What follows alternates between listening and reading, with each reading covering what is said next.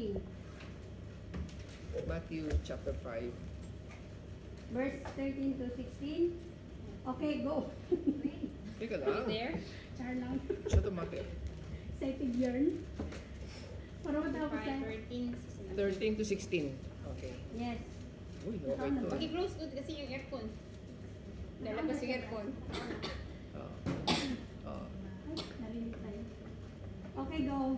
Pakibasa. Okay. Ye are the 1, 2, 3. Ye are the salt of the earth, but if the salt have lost its savor, wherewith shall it be salted? It is thenceforth good for nothing, but to be cast out and to be trodden under foot of men. Ye are the light of the world. A city that is set on a hill cannot be hid. Neither do men light a candle and put it under a bushel, but on a candlestick, and give it light unto all that are in the house. Let your light so shine before men, that they may see your good works and glorify your Father which is in heaven. Ito kasi kaya ko ito yung napili ko kasi yung pagbuklat ko ng lesson namin sa The Life of Christ. Ito yung pinakalas, di ba? Kung ano. Tsaka ano pala, Tagalogin ko muna kasi sinulat ko para humaba tayo ba? Sa Tagalog, kayo ang asin ng lupa, ngunit kapag ang asin ang nawala ng alat, paano pa ito muling aalat? Wala itong kabuluhan, kundi itapon na lamang at turakan ng mga tao. 14, kayo ang ilaw ng sanlibutan, ang isang lungsod na nakatago sa ibabaw ng isang burol ang hindi maitatago. Hindi rin sinisindihan ng sino man ang ilawan upang ilagay sa ilalim ng takalan. Ngunit ito ay inilalagay sa lalagyan ng ilawan at nagliliwanag sa lahat ng nasa bahay. 16, sa ganitong paraan, pagliwanagin ninyo ang inyong ilawan sa harap ng mga tao upang makita nila ang inyong mabubuting gawa, sa gayon ay luluwalhatiin nila ang Ama na nasa langit. Ang pamagat pala ng aking devotion ngayon ay the two declaration of identity, salt of the earth and light of the world. Ito nga yung sinabi ko, nasa lesson namin to. Ito yung last lesson namin nung Sabado. So, ang explanation dito ay ang asin ay mahalaga. Ginagamit natin ito sa pang-araw-araw bilang pampalasa sa ating mga niluluto. At paminis na rin, at ginagamit din natin ito ng pang-preserba ng mga pagkain upang hindi ito masira. Kapag nawalan ng lasa ang asin, nawawala ito ng bisa o wala na itong kabuluhan. Kumbaga, useless na. Nangyayari ito kapag ito ay hinaluan o kontaminado ng iba pang elemento. Ano ang gagawin mo? Ano ang gagawin mo pag wala itong lasa? Di ba, itinatapon mo na. Katulad natin ng mga believer, pag once na umalis tayo dito sa church at mag-backslide at humalo tayo sa labas, sumama sa ating mga kaibigan na mga unbeliever, imposible na hindi tayo magaya sa kanila. Kung anong mga ginagawa nila, di ba sabi dun sa kasabihan, tell me who your friends are and I will tell you who you are. Halimbawa, yung kasama mo sa labas sa giinuman, nagsusugan. Imposible hindi ka matututo dun kasi ano yun eh, yung uupo, tutunganga ka. Ma-influensyahan kanila sa kanilang mga ginagawa. Kaya dapat, ang mga kaibigan natin ay piliin natin kung sino yung mga sinasamahan natin.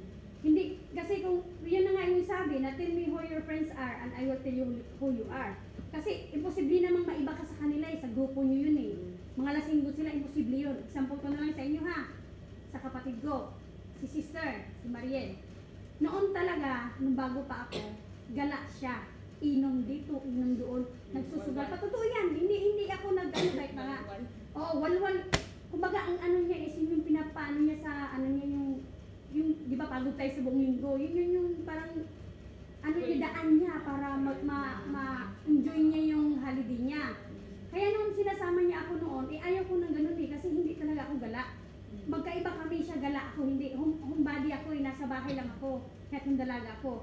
Kaya tuwing umaalis kami, sinasama niya ako, wala naman akong choice kasi bago pa lang ako noon eh. Kaya pag nagiinuman sila, hindi ako umiinom. Sa anong sinasabi ng kaibigan niya, killjoy ka naman.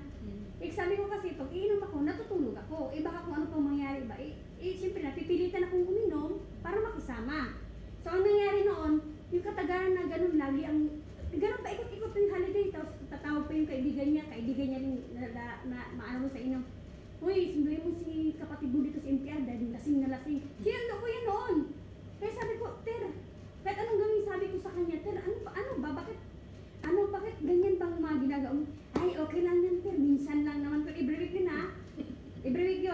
Tapos, ang nangyari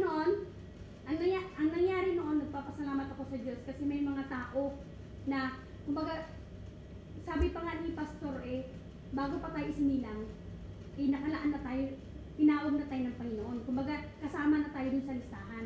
Kaya nga, ang ano ko doon is, nagpapasalamat ako sa Diyos na may mga tao, na may mga ilaw din sila, na ibinahagi nila yung ilaw sa atin, na ginayad nila tayo papunta sa simbahan. Alam mo ba yun na, nagpapasalamat ako nung dahil si anak ko mismo, yung babae ko, siya yung una yung naging delivery. Tapos yung pastor nila, si Sir Christian, yun yung nag-share sa akin ng gospel. On the spot, tinanggap ko si Cristo noon, nagpabaptize ako doon. Tapos yun yung pagbalik ko dito sa Hong Kong, siya ang humanap ng church. Sila MJ yung contact niya dito, tsaka si Ratili. Pasalamat din ako dahil sa ilaw ni MJ yung, alam mo yung, hindi kasi yung, alam mo yung kung hindi din dahil sa pagsisikap niya, kahit nire-reject ko sila, tsaka na. Hanggang sa sabi ko, sige na nga, pagbigyan ko, ang kukulit naman ng mga babaeng ito. Sabi ko, pagkatapos ito, wala na. Pero alam mo yung, ate, simba tayo, ate, yung palay ganun yan, napagbigyan ko siya, tapos mag-church ako, sasama naman ako kay sister noon, kasi niyayaya ko rin yung kapatid ko nandito tapos ayaw niya. Tapos, mag-church ako, umaga, lalayas na naman ako sa hapon, gagala. Halos ganun, everyday, sabi niya, ate, hindi ka ba mag-church? Ate, mag-church ka. Pasalamat ako sa Panginoon na ginamit si MJ din sa liwanag sa akin. Kasi doon ko nakita kung gaano kahalaga pala ang pakikipagrelasyon natin sa Panginoon. Kaya nangyari noon na ganun, paikot-ikot. Nagsawa ako sa labas sa tumambay na buong araw pagod ka rin naman, wala ka rin naman. Puro chismis lang kasi makukuha ko sa labas sa totoo lang. Puro may dumadaan na pintas lang makuha mo. Kaya nagpapasalamat talaga ako sa Panginoon dahil isa ako sa tinawag niya na at masalamat din ako na tinugon ko yung tawag ng Panginoon sa akin. Kaya dapat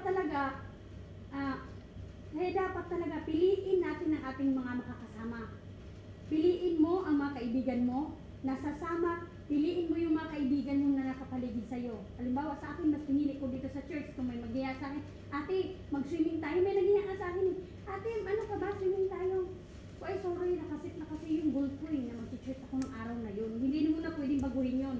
Kasi ang gusto ko makasama ko yung mga kasama, tayo dito mga believer na lumago tayo sama-sama sa Panginoon. Tsaka may mga kaibigan din ako na i-invite ko sa church kasi gusto ko rin yung liwanag ko, ibahagi ko rin sa kanila. Pero hindi rin naman kasi natin mapipilit yung tao kung sasama ba sila o hindi. Kaya, ang dapat na talaga natin gawin is mag-invite. Kahit i-reject nila tayo, huwag tayong mawala ng lakas ng loob. Kasi sa totoo lang, ilang beses na rin ako na-reject Kaya parang minsan na sa piling ko nawawala yung ilaw ko. Kasi parang sa rejection ba, binibigdib ko. Kaya pagkatagalan sabi ko, hayaan mo, magbigay na lang ako, magbigay ng tracts. Kasi Lord na ang bahala ito. Kaya sa tuwing may binibigyan ako ng tracts, sinasabi ako, magdasal ka muna bago mo basahin yan. Para pumasok siya sa puso mo kung ano yung nakikita, nababasa mo.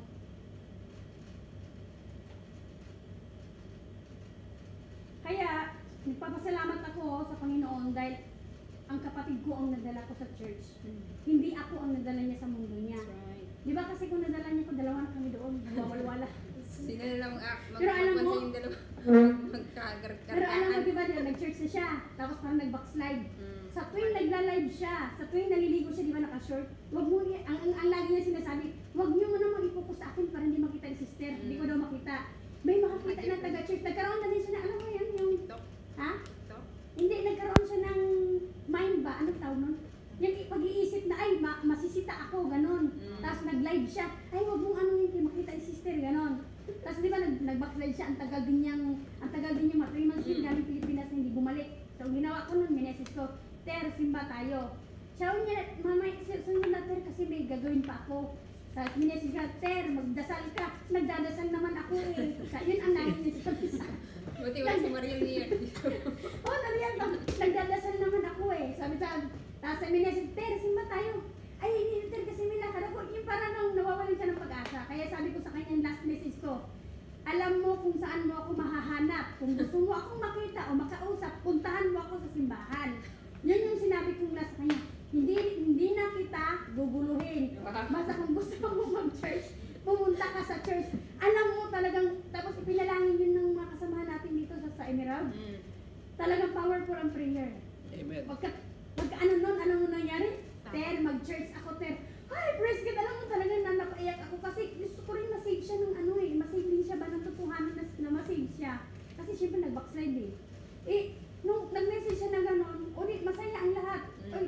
answered prayer. Hindi lang yun siya nagbalik, nag-aral din siya ng soul winning, naging Bible student din siya, at naging choir na rin siya, at nagpapatuloy ngayon sa Panginoon. Amen. Worth it. Oh, yun kanina. Nagdala dito. O, at may dala din siya si bisita, o, di ba, nag-i-invite na rin siya. Kasi noon, hindi naman, parang, hindi ko lang kasi maano siya ba na, parang lang, paling pasok lang gano'n ba, parang hindi pa sure. Pero ngayon, Sure na. talagang alam ko na talaga na talagang totoo na yung paglilingkod niya. Tapos, wow. Bilang asin ng sanlibutan, pinapaalalahanan tayo ni Jesus na magbigay lasa sa buhay ng iba. Katulad din ito ng mensahe ni Jesus na sinabi niyang tayo ay ilaw ng sanlibutan at dapat ay magdiwala ng ating ilaw yung makita ng iba ang ating mabubuting gawa. Tayo tinawag ni Jesus na ilaw sa sanlibutan, alam natin kung gaano kahalaga ang ilaw. Ito ay nagbibigay liwanag sa kadiliman. Isipin nyo na lang, pag walang ilaw sa gabi, maraming natatakot dumaan sa lugar na madilim. Kasi pag sinabi mong madilim, nandoon lahat ng mga kasamaan. Maraming na aksidente, holdapan, nakawan, at kung ano-ano pang uri ng kasamaan. Kaya napakahalaga ang ilaw. Mahalaga ka, Kristiyano, na ilaw ng sanlibutan. Tayong Kristiyano ay tinatawag ni Jesus na ilaw ng sanlibutan. Ibig sabihin, ang buhay natin dapat magbigay liwanag sa mga tao na nasa kadiliman. Paano magbigay ng liwanag? Ipahayag mo ang iyong pananampalataya. Maging ilaw ang buhay natin dahil sa ating pananampalataya. Kung sinabuhay natin ang ating pananampalataya, nagbibigay liwanag tayo sa sanlibutan. Bilang liwanag sa sanlibutan, ipakita natin ang ating habag sa kapwa. Magbigay pag-asa tayo sa kapwa natin. May pag-asa kung kasama natin si Kristo. At ipahayag natin o ipalaganap ang mabuting balita, ang libreng kaligtasan na ipinagkaloob ng ating Panginoon. Ang salita ng Diyos ay liwanag sa buhay natin.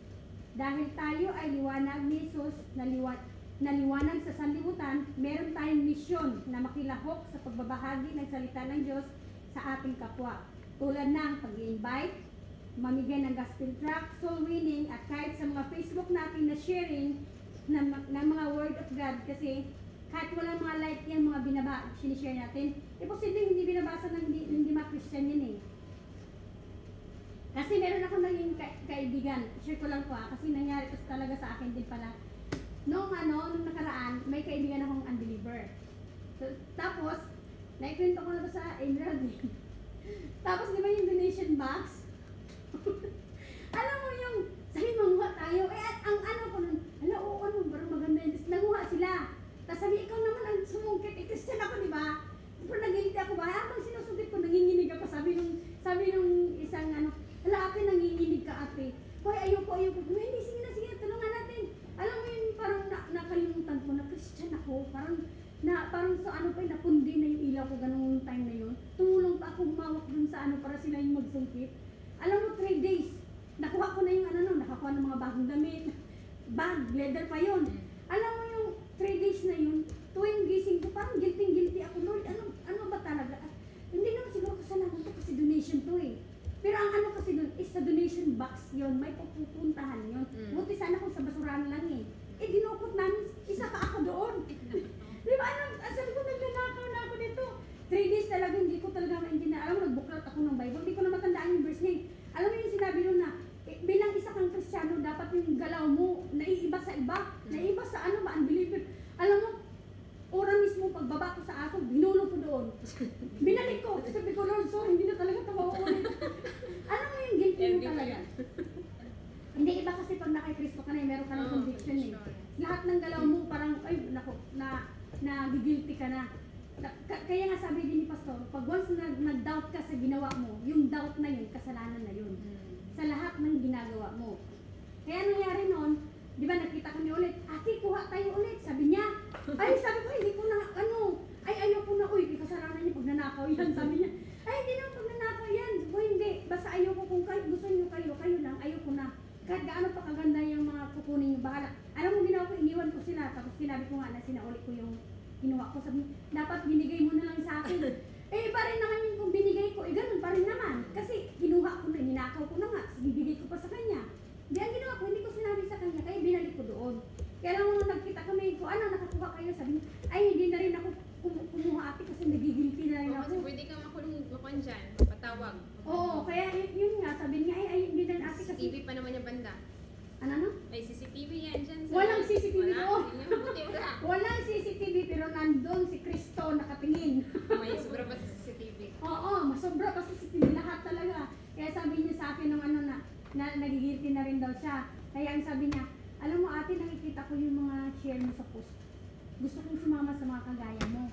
O this it means nagbibigay din pala ako ng ilaw sa iba. Kaysa sa mga Facebook share lang natin.